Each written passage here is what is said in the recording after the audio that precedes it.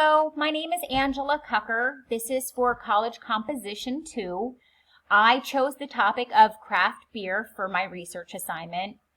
More specifically, what a craft brewer can do to stand out and be successful among the many other craft breweries that are out there. I chose this topic because I am a lover of craft beer, and I also love to visit breweries, whether they're local or if I'm visiting another location, I love to check out what breweries they have as well. I chose this topic because I thought that it would be a fun and enjoyable topic to research. Let's start off by talking about the popularity of craft breweries. In 2006, there were 1,409 craft breweries in the U.S. In 2020, that number rose to 8,764. The definition of a craft brewery, according to the Brewers Association, is one that produces less than 6 million barrels of beer per year. Less than 25% of the craft brewery is owned or controlled by a beverage alcohol industry member that is not itself a craft brewer. With this increasing number of craft breweries, you can understand why the competition has also increased and why it's so important for a brewer to stand out among the many other breweries that are out there. Some of the challenges of craft breweries is choosing the right location, creating brews that appeal to customers, naming those brews, keeping up with the trends associated with craft beer, and also maintaining customer appeal. Social media is a great marketing tool for the craft brewer. A craft brewery can benefit immensely from the use of social media. Engagement is the goal of the brewery that uses social media, and they can post and blog about many different topics, such as the story and the history behind the brewery, or the brewing process, or current and upcoming brews, or maybe even the differences in the brews that are being featured. These are just a few of the topics that they could post or blog about. They can even publish a newsletter that would list brewery news or upcoming or current events that are happening at the brewery. Social media is free or relatively inexpensive if the brewer would so choose to outsource the task. Connecting with the community. Many craft breweries connect with local patrons by making themselves known in the community. Trivia nights, hosting a trivia night is one way to draw a crowd, or hosting a charity event, or hosting other events such as live music. According to craftbreweryfinance.com, customers are likely to stay longer if they're listening to a musical act. And the brewer that features a live musical act is actually trying to provide a better experience for the patrons that are visiting their establishment. Partnering with food trucks.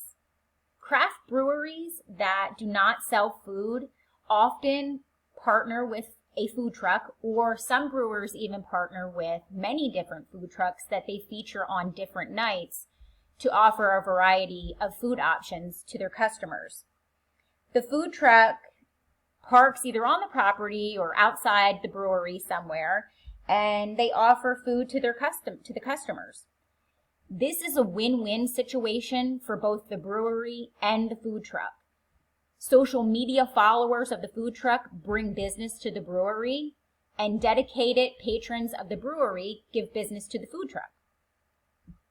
Colleen McNamara, who is manager of Trophy Brewing Company in Raleigh, North Carolina, says that her customers will stay longer when they host a food truck on site. She claims some people even plan their visit to the brewery around what truck is being featured on a particular night. During the pandemic in Pennsylvania, it was actually a requirement to purchase a food item in order to purchase a beer. And that was regardless of whether you were at a restaurant or at a brewery. So for those brewers that do not offer food, the presence of a food truck was actually a necessity in order to make a sale of a beer. Yoga classes, believe it or not, was a trend that was happening in a few different breweries. There were some that were locally holding them in Harrisburg, I know, prior to the pandemic. This provided a very different experience than yoga held at a studio. This attracts the customers of the brewery to yoga and to getting fit. And it actually draws more men to yoga than would typically show up to a studio for a yoga class. Conversely, it draws more women to beer that maybe just showed up for the yoga class initially. Customers and attendees of the yoga class are more likely to stay at the brewery to talk and socialize and to hang out and maybe grab a beer and possibly something to eat. So again, this is another win-win situation for both the brewery and the yoga instructor. Beer trails.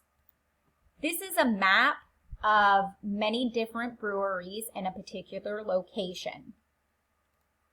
This encourages the exploration of different breweries, again, all within like a relatively close location to one another, but not right on top of one another. This is a great idea for tourists because you get to explore the region while also visiting the many different breweries that a location has to offer. In Montana, a beer lover came up with the idea of the Montana Beer Passport, which I think is an awesome idea. Visitors take the passport with them when they visit a brewery in Montana to collect stamps at each stop for a beer. This encourages beer goers to visit the many different craft breweries that Montana has to offer. And with a beer trail, flyers direct interested beer enthusiasts to a list of breweries that are featured on the beer trail. So more craft breweries, I suspect, will continue to pop up and the number will continue to increase, especially with the relaxation of pandemic restrictions. You need to find a way to appeal to your customers and as a craft brewer. And also you need to establish yourself as a neighborhood-friendly business. I provided just a few examples of what a craft brewery can do to stand out from other businesses or other craft breweries. I appreciate your time and listening to my presentation.